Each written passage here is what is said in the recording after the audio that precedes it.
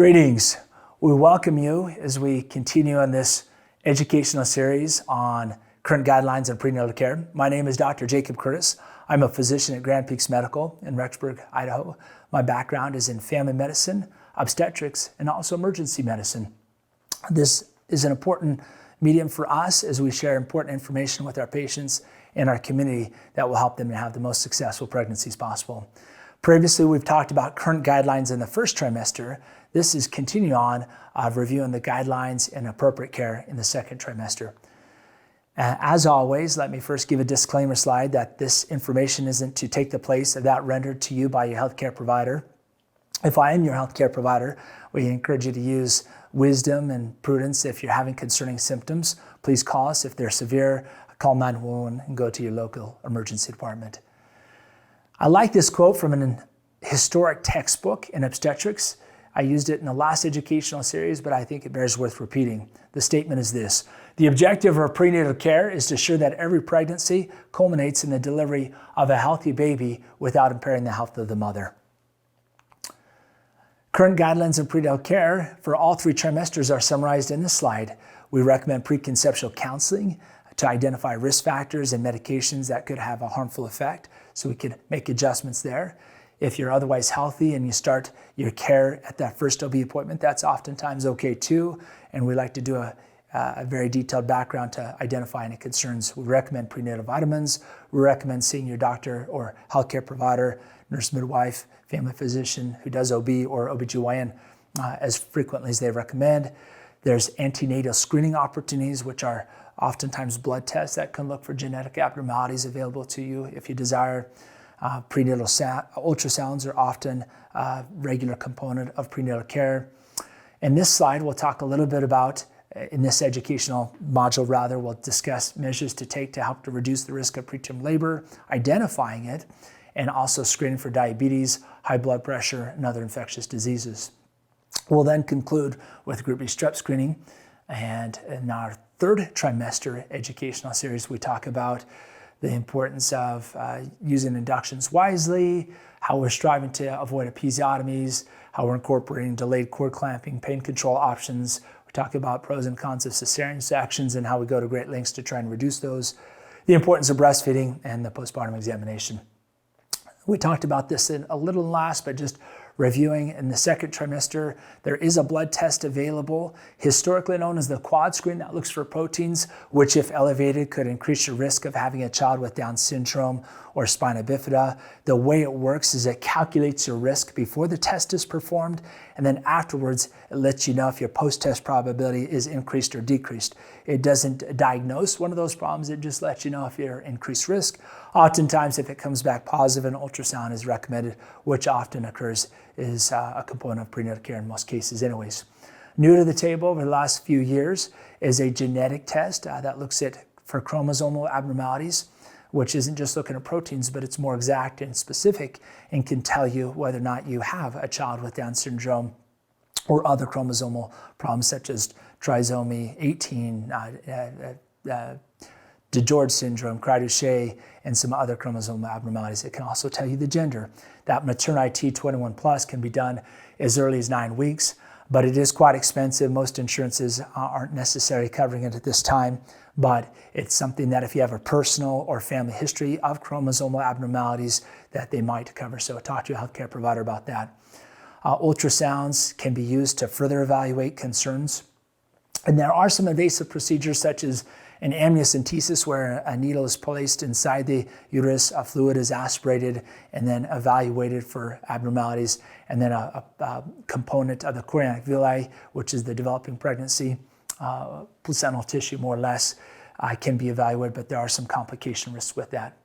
Prenatal ultrasounds are a regular part of many prenatal care visits, and not necessarily every one, depending on which country you live in, but oftentimes in the United States, they're routinely done between 18 and 21 weeks. In our office, we favor more than 20, 21, not to leave you in suspense waiting for that gender check longer than necessary, but rather the further along you get, the more accurate they are for being able to properly identify brain structures, heart, internal abdomen organ abnormalities. They can also look at the amniotic fluid level to make sure things are proper there, that baby's growth is appropriate and consistent with your previously predicted due date, identify the placental location, make sure it's not going to cause concerns, and also cervical length. Another important part of prenatal care in the second trimester specifically is between 24 to 28 weeks is screening for gestational diabetes. Gestational diabetes, as the name implies, is a form of diabetes that can occur during pregnancy. Depending on where you live and other risk factors, the prevalence is about 1.4 to 14%, a little bit of range, but on average just shy of 10. Risk factors that can increase your risk for gestational diabetes are greater than 10% above your ideal body weight. Age greater than 25 years can increase your risk. Having a history of a baby that was 9 pounds plus, and certain ethnicities, African Americans, Hispanic individuals have a higher genetic predisposition as well. And then also having a personal history can increase your risk. It's important to realize though that just because you're thin with a low BMI doesn't negate your likelihood of getting this. The recommendations are still to test and screen those individuals as well. And just because you have an elevated BMI doesn't mean you're gonna get that, but that can increase the risk. So it's done between 24 to 28 weeks, oftentimes in your OB provider's office, your midwife, your family physician who does obstetrics, or your OBGYN.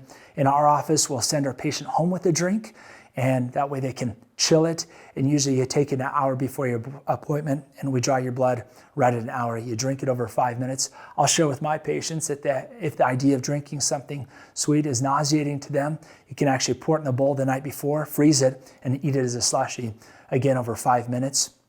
And unlike your mom, who was encouraged to do this fasting, you no longer need to be fasting, but usually recommend not drinking a smoothie or cinnamon roll immediately prior. Otherwise, it could give you false elevation. The goal is for that number to come back less than 130. If it's greater than 130, it does not mean you necessarily have gestational diabetes, although if it's greater than 200, it probably does. But then an additional test is recommended, and it's called a 3-hour glucose tolerance test. Unfortunately, this one does need to be fasting. This isn't something we do to torment our patients, but it's an important part of prenatal care. We don't want to miss this disease if it's present because it can cause complications. Babies can be larger, there can be some difficulties with delivery, it can affect their lung and heart development as well. So it is something to take seriously. What happens if you do have gestational diabetes? Please don't beat yourself up. You're a great mom, you're doing wonderful things. We just have to rise to the responsibility of the disease that we have. And so in our office, we recommend starting with nutritional counseling. We have a diabetic educator who will come and visit with you, talk about some dietary changes that can help to enhance your success. We're not judging you. We're here to rally around you and help you to be successful. We'll recommend exercise, small and frequent meals. We'll have you start checking sugars. Oftentimes, not always, but not infrequently, oral medications may be prescribed. Rarely does insulin have to be prescribed if you're not a previous existing diabetic. And then the last thing is delivery before 40 weeks is often necessary.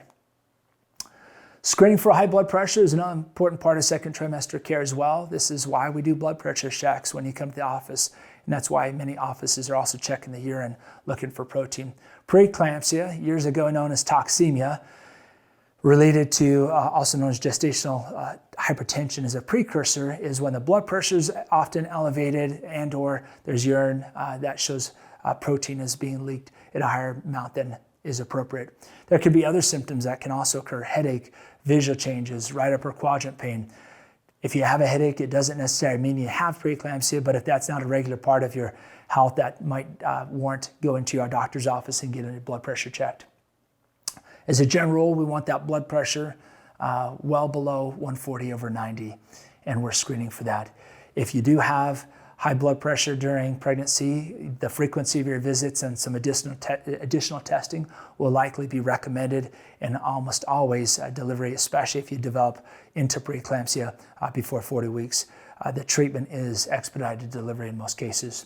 What are some of the risk factors? First-time moms, first time and last time, usually kind of the 18 to 20-year-old crowd, and 35 plus have some increased risk. This slide shows age 40, the risk goes up significantly.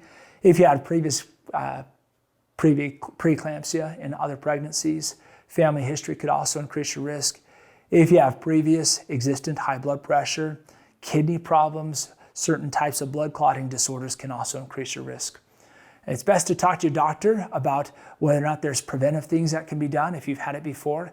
In our office, we'll have an individualized risk assessment, but oftentimes a baby aspirin daily will be prescribed that has been shown to have to decrease the risk. Talk to your doctor first before just starting that. And those are other risk factors too. An important part of second trimester care is also understanding the signs and symptoms of preterm labor so that we can act on that early to give medications to try and help stop that, help to give steroids to assist with fetal lung development and maturity. In my office, I always like to go over the big four starting about 25 weeks at the point of viability up until delivery. These are contractions, fetal movement, fluid, and bleeding. Let me elaborate. Contractions are a common part of pregnancy, or at least cramping is. Usually not a big deal. If you notice that you're having some cramping that comes and goes, feels like a tightening similar to a menstrual cramp, I encourage you to rest, hydrate, elevate your legs. But if it doesn't go away in a short time interval, if it gets closer together and more intense, that probably needs to be evaluated. We usually educate our patients and say if it's occurring less than 10 minutes apart for more than a couple hours, it should be evaluated. Fetal movement, after about 28 weeks, we want babies moving, being perceived at least every hour or two, preferably at least every hour. If you go a couple hours, it doesn't mean anything is necessarily horribly wrong, but we like to give this situation some attention. Go in a cool, dark room if you can, lift up your feet, drink something cold, eat something sweet, but not too much of it. And if you're still not confident that you're feeling fetal movement, please don't feel like you're being dramatic. We want to know. Give your doctor's office a call or your OB provider's office a call, and they'll give you some further direction in our office. Usually we'll want you to come in for monitoring. If it's after hours, weekends, holidays, likely go into labor and delivery for additional monitoring. Vaccines are strongly recommended in pregnancy also. The influenza vaccine has been shown to help to decrease influenza, which if developed during pregnancy can result in preterm labor. The Tdap, tetanus and pertussis, helps protect against tetanus, but perhaps most importantly pertussis, also known as the whooping cough, which unfortunately is making a comeback, which can adversely affect you and your unborn child if developed. Even if you had the vaccine last year, the Tdap, the pertussis vaccine, is recommended every pregnancy around 30 weeks to help provide that protection to your unborn baby. I'd like to end with this slide just as a reminder that historically, the majority of parents feel unprepared for their first baby before born, and that drops even more after baby's here. You're not alone at feeling overwhelmed and ill-prepared, but as you stay anxious, engaged, and talk to good resources, talk to good individuals who are helpful, and don't increase your anxiety and go to resources and talk to your healthcare provider, you'll be great. Thank you for participating in this educational module.